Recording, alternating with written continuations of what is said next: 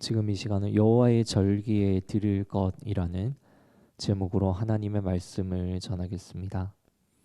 한 인터넷 게시판에서 어떤 사람이 어버이날 어머니께 어떤 선물을 드릴까 하면서 이렇게 고민을 했습니다. 그러다가 그 아들이 집 밖으로 나가보니 집 앞에 있는 꽃집에서 예쁜 꽃을 팔고 있었다고 합니다.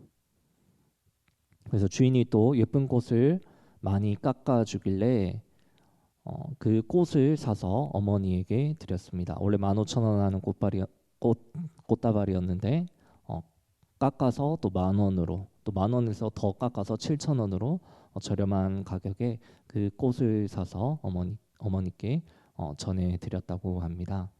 나중에 어머니가 나가시고 어머니에게 좀 이따 카톡이 왔다고 합니다. 그래서 어버이날에 나를 이렇게 챙겨줘서 고맙다, 이러한 카톡인 줄 알고 확인했는데 사실은 그런 카톡이 아니었습니다. 어떤 카톡인지 아십니까? 꽃으로 퉁칠 생각하지 마라 이 인간아, 이런 카톡이 어머니께 왔다고 합니다. 사랑하는 성도 여러분, 선물을 할 때 여러분 마음이 중요한가요? 금액이 중요한가요? 예. 금액이 나왔습니다. 우리 오전 예배 시간에는 다 거룩한 분들이어서 그런지 금액이 나오지 않았는데 오늘 오후 예배 시간에는 이제 그래도 현실을 직시하고 계시는 분들이 있어서 금액이 나왔습니다. 금액도 중요하죠, 그렇죠? 예. 근데 우리는 항상 교회 안에서 마음이 중요하다고 대답하시는 분들이 참 많은데 왜 옆에 집사님이 비싼 선물을 받으면 우리는 이렇게 내가 못 받으면 항상 배가 아픈 것일까요? 시장조사 기업 마이크로 미렌 브레인 트렌드 모니터라는 기업에서 선물 받고 싶은 순위를, 어버이날 선물 받고 싶은 그 순위를 조사를 했다고 합니다. 1등을 차지한 선물이 바로 무엇이었을까요? 예? 예, 맞습니다. 너무 잘하십니다. 1등이 무엇이었냐면 바로 헌금이 아니죠. 현금입니다. 헌금이라고 하면 안 되죠. 현금입니다. 자, 2등은 무엇이었냐면 바로 현금에 준하는 상품권이었습니다. 3등이 귀금속 액세서리, 패션 잡화, 그 다음에는 이제 IT 제품, 의류, 화장품, 향수 이런 순으로 쭉쭉쭉 이렇게 나갔다고 합니다. 근데 아까 마음이 선물에서 중요하다고 대답하신 분들이 있었지 않습니까? 편지는 이 순위 안에 있었을까요? 없었을까요? 네, 없었습니다. 네. 왜냐하면 여기 이 조사를 진행한 기업이 이제 시장 조사 기업인데 편지라는 것을 하면 이제 자신들의 마케팅에 별로 도움이 되지 않기 때문에 또 책정에 어려운 부분이 있어서 편지는 이제 빼버렸던 것 같습니다. 네, 나중에 2018년에 유튜브에 보시면 취재대행소 웽이라는 곳에서 이번에도 똑같이 어른들을 대상으로 어버이날 받고 싶은 선물을 조사했는데 이번에는 편지라는 항목을 넣어서 함께 조사를 했습니다. 여러분 1등이 편지였을까요? 현금이었을까요? 편지였으면 좋겠지만 현금이었습니다. 네, 돈의 위력은 너무나 막강했던 것 같습니다. 1위가 무엇이었냐면 현금이었고 2등이 편지였습니다. 우리는 선물에서 마음이 중요하다고 말을 많이 하지만 사실은 믿지 않는 사람들 사이에서는 그것의 금전적인 가치, 금액이 훨씬 더 중요하다고 중요하고 이렇게 그 사람들의 생각을 보여주는 그런 통계 자료였던 것 같습니다. 그럼 여러분들은 과연 이런 상황이 되면 어떤 선택을 하실지 제가 궁금해서 한번 질문을 드려보겠습니다. 가정입니다. 여러분들이 이제 다 아이가 있다고 한번 가정을 해봅시다. 아들이 한 명 있는데 취업해서 이렇게 나랑 같이 사는 것이 아니고 타지에서 취업해서 있습니다. 타주의 취업에 있는데 이 아들이 정말 바빠서 1년 내내 얼굴을 한 번도 비춰주지 않습니다. 그냥 전화만 이렇게 옵니다. 자, 그러면 아까 마음이라고 대답하신 분도 있고 금액이라고 대답하신 분들도 있는데 여러분들 두 가지 중에 하나를 선택하실 수 있습니다. 자, 첫 번째 경우는 이겁니다. 나는 매년 명절 때마다 이 얼굴도 못 보는 아들 있어서 뭐 하냐. 그냥 열심히 용돈이나 보내라. 용돈을 50만 원씩 설날, 추석 이렇게 받는 것이 좋다. 이 경우가 있고 또 한 경우는 무엇이냐면 나는 돈 필요 없다. 내 아들이 보고 싶다. 50만 원 그거 필요 없으니까 아들이 명절 때마다 찾아와서 얼굴 보여주는 것이 없다. 자, 1번이 무엇이냐면 50만 원씩 받는 거고 2번이 무엇이냐면 얼굴을 보여주는 것입니다. 자, 여러분 1번을 선택하시겠습니까? 2번을 선택하시겠습니까? 예. 네. 삼락교회 아직 가능성이 있는 것 같습니다. 오늘 본문에서도 사실은 마음의 문제가 등장합니다. 제가 어버이날을 언급하면서 또 마음에 관해서 계속해서 이렇게 질문을 드리고 있는데 호세아 9장에서도 특별한 날이 등장합니다. 9장 5절에 보시면 너희는 명절날과 여호와의 절기의 날에 무엇을 하겠느냐라고 하나님이 질문하십니다. 오늘 이 본문을 통해서 과연 하나님 앞에 특별히 여호와의 절기에 드릴 것이 무엇인지 여러분들과 함께 나누기를 원합니다. 그 전에 몇 가지 확실하게 할 것이 있어서 그것을 좀 확인을 하고 넘어가려고 합니다. 먼저 첫 번째 의문은 이것입니다. 1절에 보시면 음행의 값이라고 나와 있습니다. 내가 음행하여 내 하나님을 떠나고 각 타작마당에서 음행의 값을 좋아하였느니라. 과연 이 음행의 값은 무엇을 말하는 것일까요? 그리고 오늘 본문을 보시면 하나님께서는 이스라엘을 약속의 땅에서 쫓아내려고 하십니다. 근데 원래 이 가나안 땅 약속의 땅은 하나님이 이끄시고 인도하여 주셔서 허락하신 땅입니다. 그런데 왜 이스라엘을 쫓아내는 것일까요? 세 번째 의문은 이것입니다. 신에 감동한 자가 미쳤다라는 표현이 어디에 있냐면 7절에 나옵니다. 선지자가 어리석었고 신에 감동한 자가 미쳤나니라는 이 구절이 나오는데 왜 이렇게 호세아 성경은 과격한 표현을 사용하고 있는 것입니까?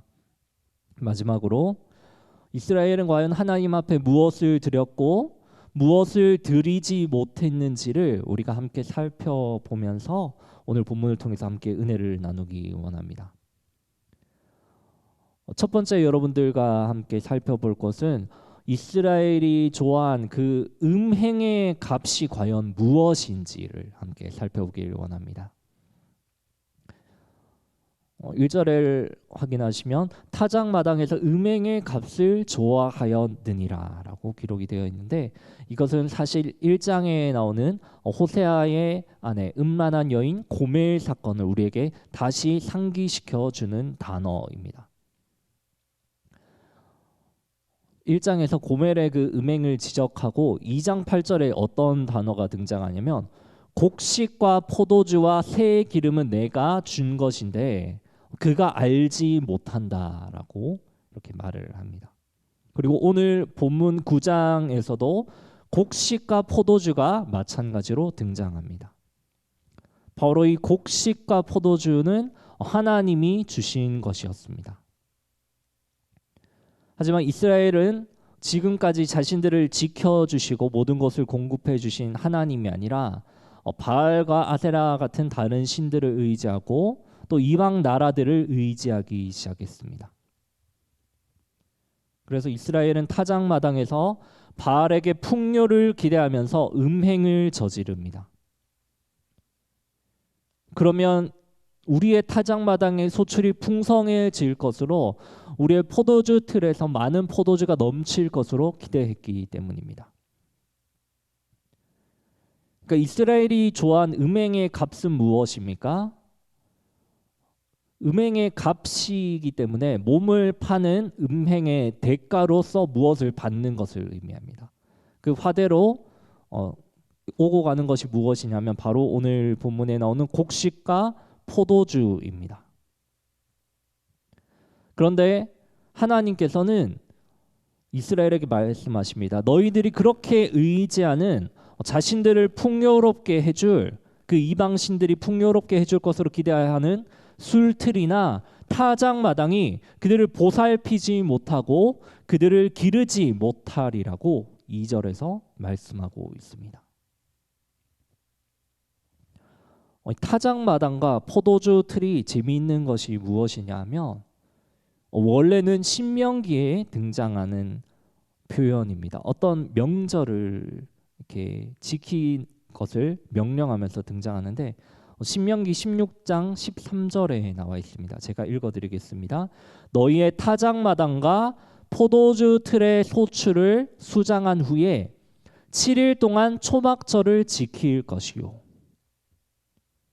그러니까 이스라엘이 지금 음행의 값으로 지금 받을 것을 기대하는 곡식과 포도주는 사실 어디서 나온 거냐면 지금은 이방 신들에게 주는 그런 제사로 그 공간이 내어져 버렸지만 사실 원래는 하나님께서 그 풍성한 소출을 창고에 저장할 것을 명령하면서 초막절을 지킬 때 말씀하신 그 약속입니다. 초막절의 그러니까 원래 의미는 무엇입니까? 토지의 소산을 거두게 하신 그 하나님을 기억하게 하기 위한 목적이 있습니다. 하나님을 기억하고 그 은혜를 기억하면서 그 너희의 포도주 틀과 너희의 그 타작 마당에서 그 은혜를 기억하라는 것입니다. 그런데 지금 이스라엘은 어떻습니까? 자신들에게 풍성한 소출을 주신 하나님이 아니라 바알과 아세라 다른 신들이 그것을 주었다고 생각하는 것입니다. 그러니까 첫 번째 질문, 이스라엘이 좋아한 음행의 값의 정체는 무엇이었습니까? 바로 곡식과 포도주였습니다. 여기서 이제 두 번째 질문입니다. 이스라엘은 왜 하나님이 주신 그 땅에서 쫓겨난 것입니까? 이것은 땅의 주인이 누구인지를 살펴보면 알 수 있습니다.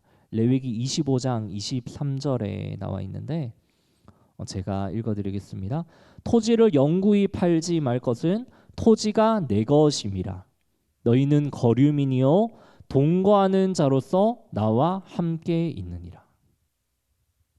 여러분 레위기의 말씀은 하나님께서 이 토지, 이 땅이 누구의 것이라고 말씀하십니까? 여러분 토지는 다 내 것임이라 라고 하나님이 말씀하십니다. 토지는 누구 겁니까? 하나님의 것입니다. 이스라엘이 살고 있다고 그 가나안 땅이 이스라엘의 것이 아닙니다. 하나님이 주인이고 이스라엘은 무엇이냐 하면 사실 거류민이고 동거하는 자로 그냥 떠돌아다니다가 하나님이 그냥 그 땅에서 살기를 허락해 주셔서 살고 있는 것뿐입니다. 그 땅의 주인이 하나님인데 이스라엘이 지금 음행을 하고 음행의 대가로 음행의 값으로 곡식과 포도주를 받았습니다.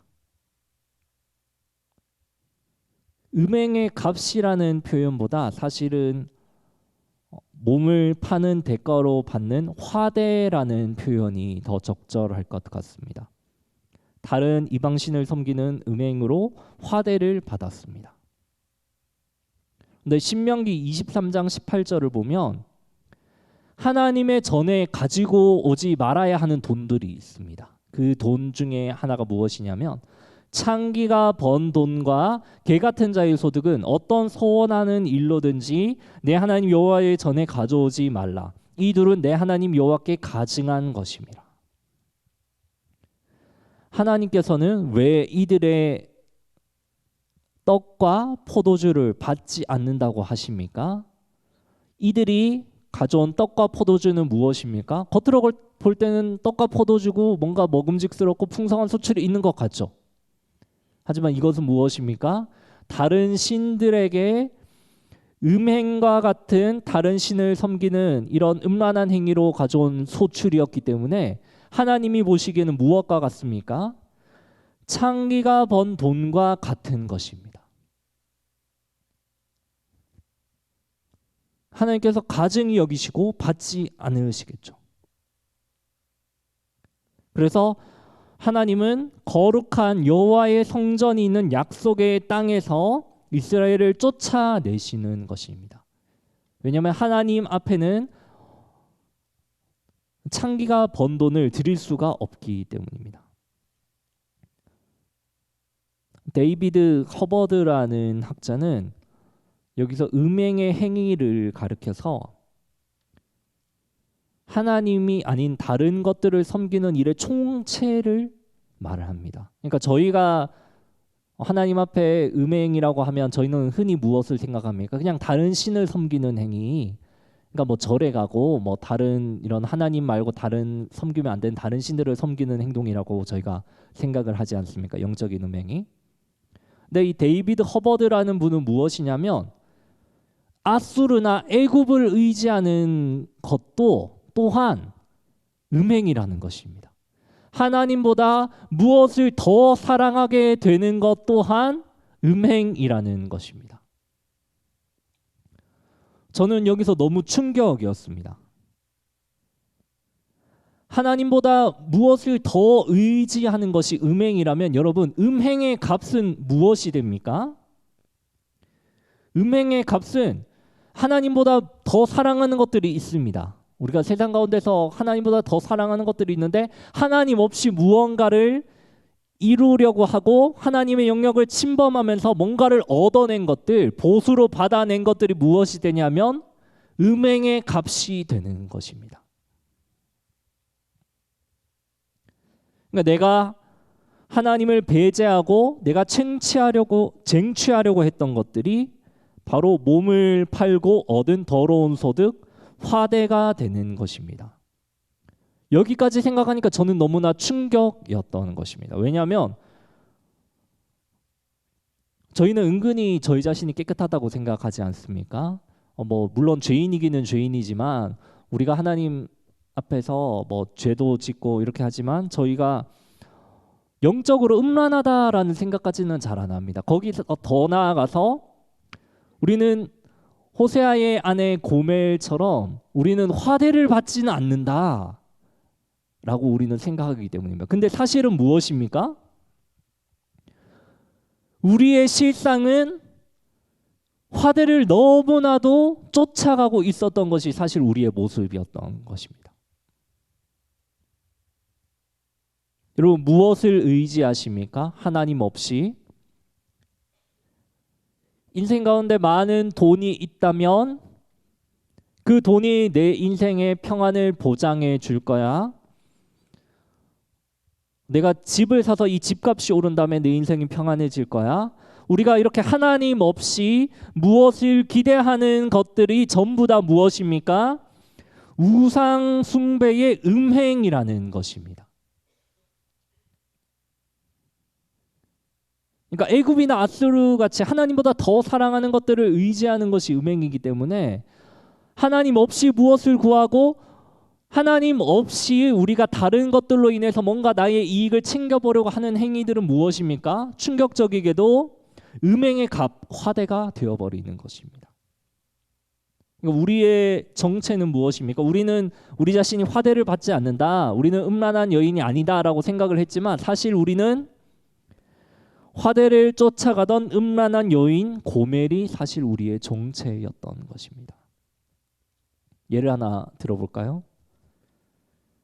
이전에 있던 교회에서 제가 가르쳤던 그 아이가 한 명 있었습니다. 교회를 나오다가 어느 날 갑자기 교회를 나오지 않는 겁니다. 왜 이렇게 안 나오는지 제가 이렇게 연락을 해보니까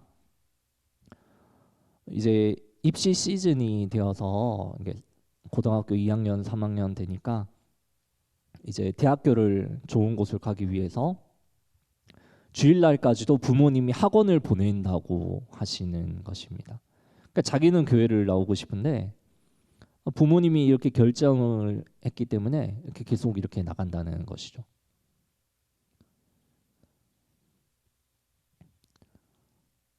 저는 그래도 그 친구가 하나님의 긍휼로 좋은 그 입시 결과가 있기를 바랬지만 사실은 잘 되지 않았습니다. 좋지 않은 결과가 있었습니다. 근데 그 결과가 나오고 나서 자녀의 그 입시 결과가 나오고 나서 그 부모님이 교회 사무실로 찾아와서 한번 난동을 부리신 적이 있습니다. 그 아버지께서 이렇게 말씀하시더라고요. 왜 주일까지 빠지면서 학원 다니면서 공부를 시켰는데 왜 결과가 이러냐라고 이렇게 질문하셨습니다. 제가 마음속으로 좀 그렇게 생각했습니다. 저 집사님은 본인이 답을 왜 잘 알고 계시면서 왜 저렇게 화를 내시고 질문을 하시지? 여러분 그렇지 않습니까? 주일을 빠지면서까지 공부를 했는데 결과가 이렇다는 것은 그 원인이 어디 있습니까? 원인이 거기에 있겠죠. 근데 만약에 생각을 해봅시다.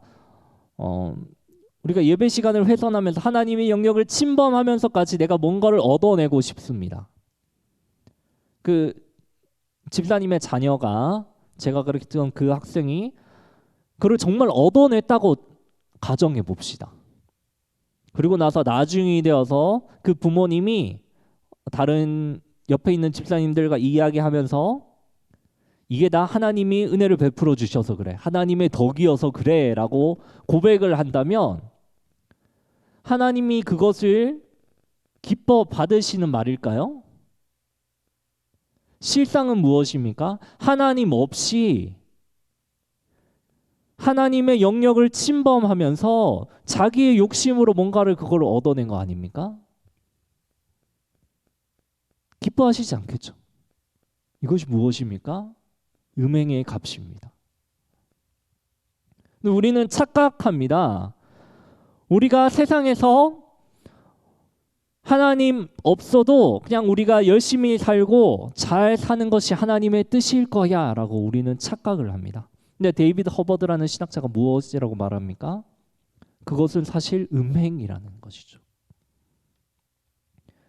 하나님께서는 음행의 값이니까 더 이상 그런 더러운 재물을 가져오지 말라고, 더러운 떡을 드리지 말고 더러운 포도주를 내 앞에 붓지 말라고 말씀하십니다. 4절의 말씀입니다. 그들은 여호와께 포도주를 부어드리지 못하며 여호와께서 기뻐하시는 바도 되지 못할 것이라. 그들의 재물은 애곡하는 자의 떡과 같아서 그것을 먹는 자는 더러워지나니 그들의 떡은 자기의 먹기에만 소용될 뿐이라. 여호와의 집에 드릴 것이 아님이니라. 하나님보다 다른 무언가를 더 사랑하는 것이 음행이고,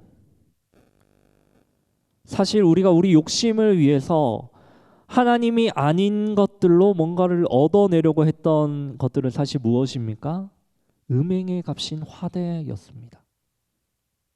그것들을 가지고는 하나님 앞에 올려드릴 수가 없는 것이죠. 자신들의 배만 채울 뿐입니다. 이스라엘의 상황이 이렇게까지 왔고 선지자가 이렇게 강한 목소리로 말했다면 이스라엘이 참 회개를 하면 좋을 텐데 이스라엘은 그러지 못했습니다. 호세아 선지자는 원래 이 말을 하는 배경이 무엇이냐면 9장의 배경이 아까도 말씀드렸다시피 초막절, 명절 날입니다. 그 명절의 날이 변해서 이제는 멸망의 날이 선포되고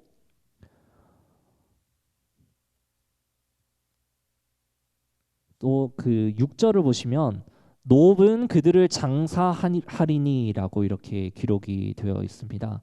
그러니까 이 놋 땅이 무엇이냐면 당시에 무덤으로 유명한 멤피스 땅입니다. 이 멤피스를 언급하면서 너희에도 이 무덤과 같은 형벌의 날, 보응의 날이 이르를 것을 호세아는 선포합니다. 그러면 이스라엘의 반응이 어떤 반응이 나올까요? 이스라엘의 반응은 7절에 기록이 되어 있는데 우리 함께 읽어보겠습니다. 7절입니다. 시작. 형벌의 날이 이르렀고 보응의 날이 온 것을 이스라엘이 알지라. 선지자가 어리석었고 신에 감동하는 자가 미쳤나니 이는 내 죄악이 많고 내 원함이 크민이라. 7절을 보시면 세 부분으로 나누어서 보시면 이해하기가 쉬울 것 같습니다. 형벌의 날이 이르렀고 보응의 날이 온 것을 이스라엘이 알지라. 이 말은 누가 했냐면 호세아 선지자가 한 말입니다. 그 다음 선지자가 어리석었고 신에 감동하는 자가 미쳤나니라고 되어 있는데 원문은 여기가 미쳤다라고 이렇게 끝이 납니다. 이 말은 누가 하는 말이냐면 이스라엘 백성이 하는 말입니다. 그리고 그 다음 말이 다시 호세아 선지자가 하는 말입니다. 이는 내 죄악이 많고 내 원함이 크미니라. 이스라엘은 어떤 반응을 보였습니까? 너희에게 형벌의 날과 보응의 날이 왔다. 너희는 이것을 좀 알아라 라고 하니까 뭐라고 말하냐면 이스라엘이 선지자는 어리석었고 신에 감동한 사람은 미쳤다 입니다. 이스라엘의 반응은 선지자 당신이 하는 말은 미친 말이다. 우상 숭배로 당시 상황을 생각해 보시면 됩니다. 남들은 다 타작마당과 포도주 틀에서 바알과 아세라를 향해 절을 하고 풍요를 우상 숭배를 통해서 그 풍요를 기원을 합니다. 남들 다 합니다. 그리고 남들 다 그렇게 생각을 합니다. 하나님을 의지하는 건 맞지만 사실 현실적으로 어떻게 해야 하냐? 다른 강대국을 애굽을 의지하든지 아수르를 의지하든지 해야 우리가 살아갈 수 있는 것 아니냐라고 이런 현실을 남들이 다 그렇게 주장을 하는 다수의 의견 속에 있습니다. 그 속에서 한 명만 외치는 거죠. 호세아 선지자가. 너희는 하나님께 회개해야 돼. 하나님이 너희의 도우심이 될 거야. 너희에게 형벌의 날이 이를 거야. 애굽을 의지하고 아수르를 의지하면. 이스라엘이 제일 하기 쉬운 반응은 무엇입니까? 호세아 당신 소리 말도 안 되는 소리입니다. 당신은 정신이 나갔군요 라고 해버리면 쉬운 거죠. 자기 합리화를 하기 너무나 쉬운 것입니다. 자신들의 현실은 바꾸기 싫고 회개하라는 예언의 이 거리끼는 외침이 싫은 이들의 결론입니다. 저 선지자 정신 나갔다. 너무나 비통한 표현 아닙니까? 사실 진리를 선포하는 사람이 소수이긴 하지만 이 호세아 선지자의 메시지가 사실은 맞는 것인데 이제 이 상황 가운데서 미쳤다고 매도를 당합니다.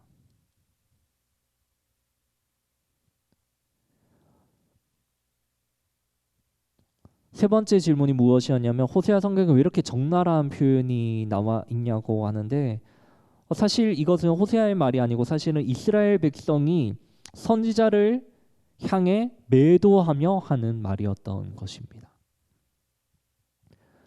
근데 오늘날도 너무나 우리는 이런 말을 많이 듣지 않습니까? 교회를 열심히 다니는 여자 집사님이 있고 믿지 않는 남편이 있는데 자꾸 교회를 가면 뭐라고 합니까? 왜 자꾸 교회를 가냐?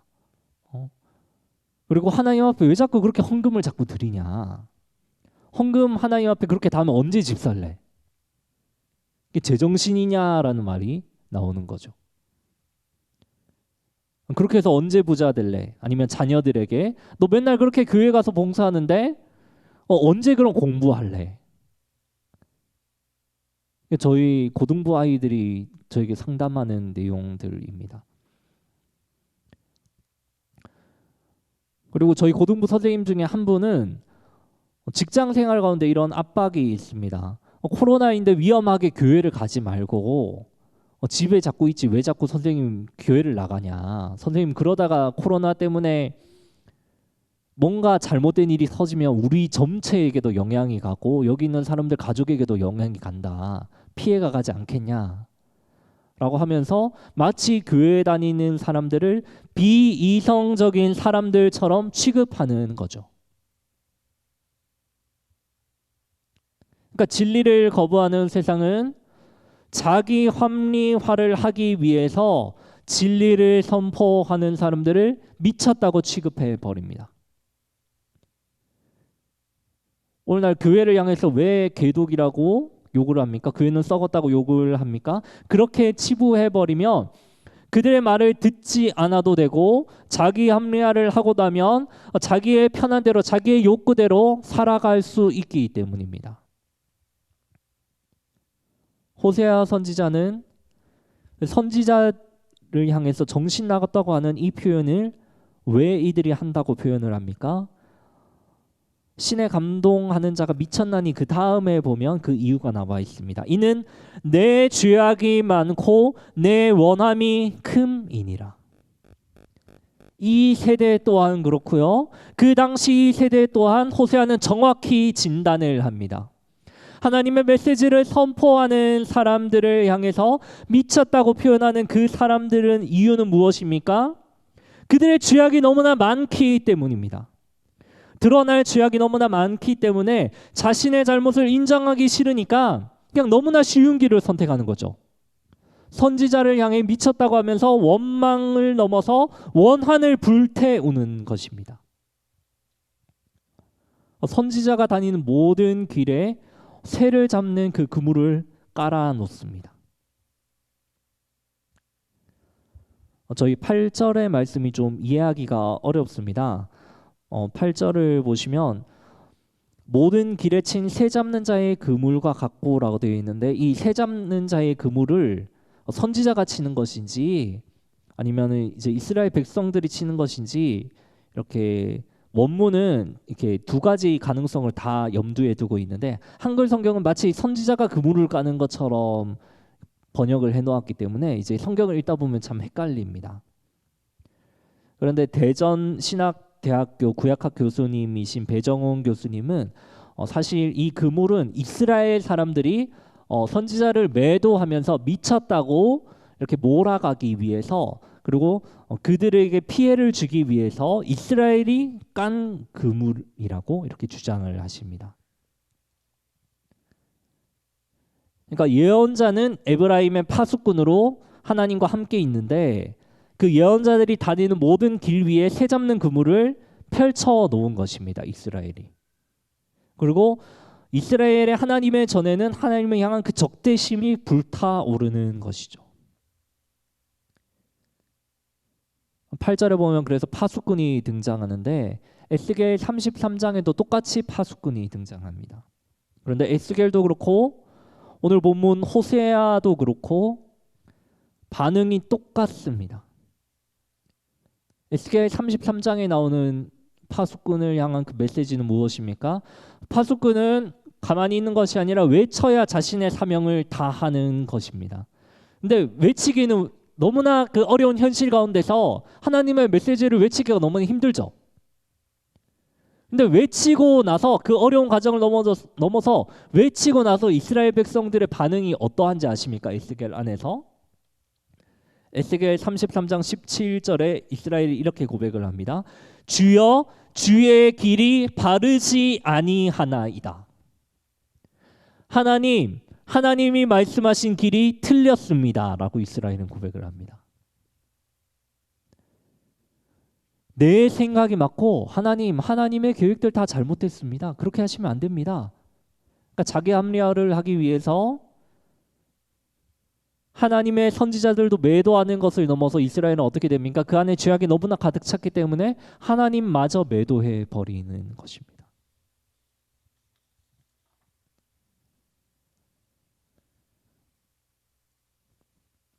그렇다면 마지막 5번째 질문입니다. 오늘 설교의 핵심인데요. 이들이 진정으로 여호와의 절기에 하나님 앞에 드려야 했던 것은 무엇입니까? 이스라엘 백성은 무엇을 드렸죠?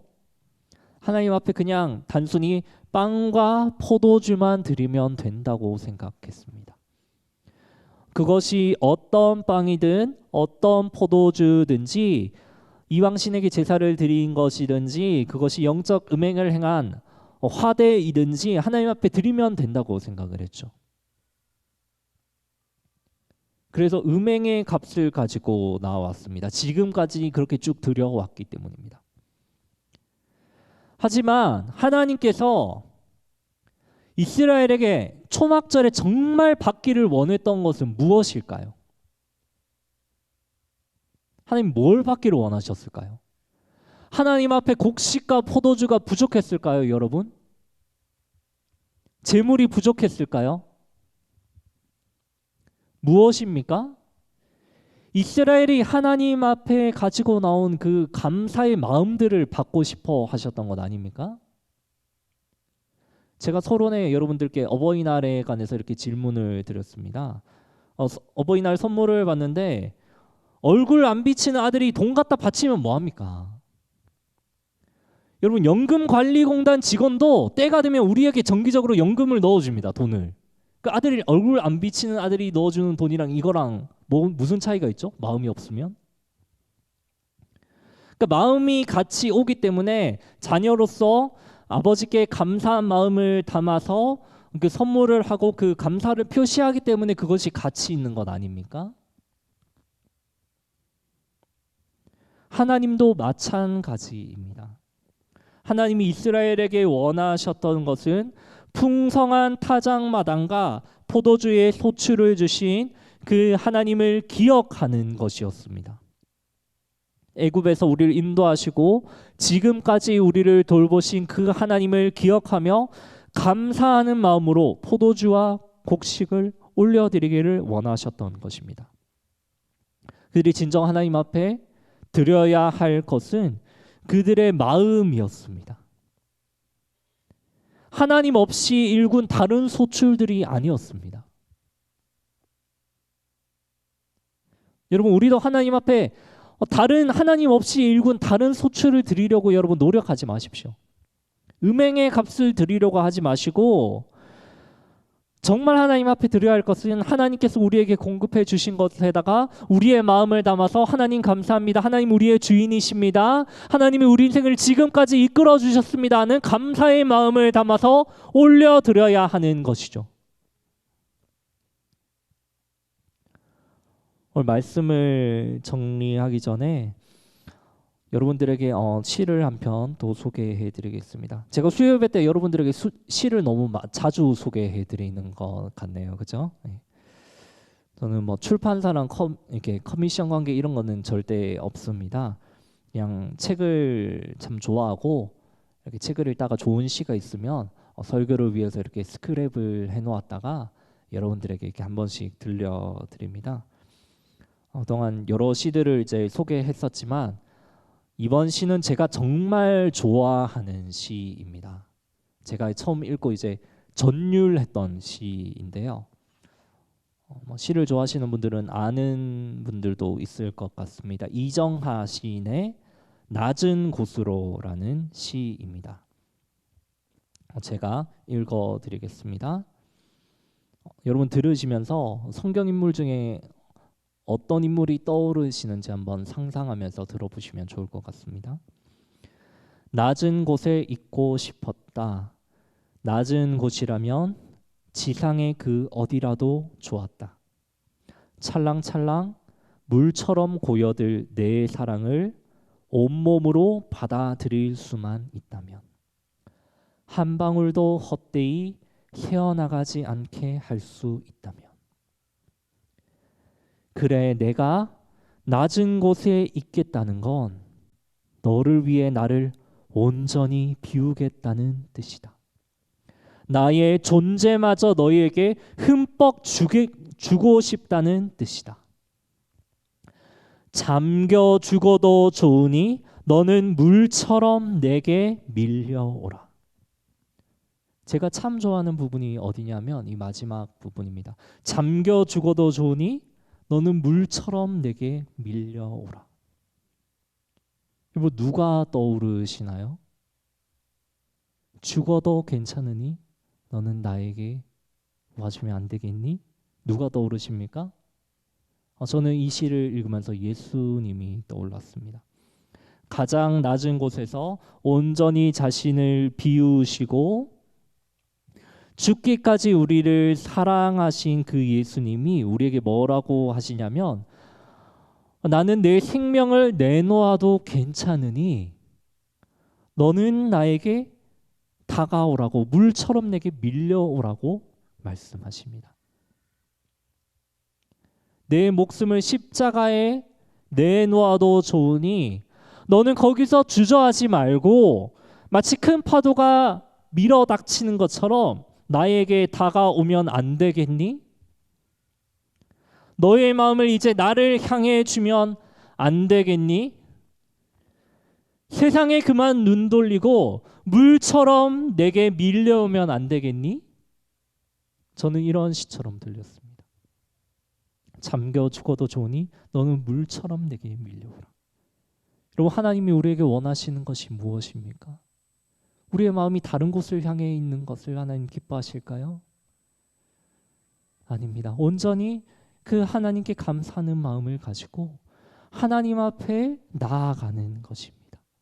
우리가 하나님 앞에 드려야 할 것은 다른 헛된 값들이 아닙니다.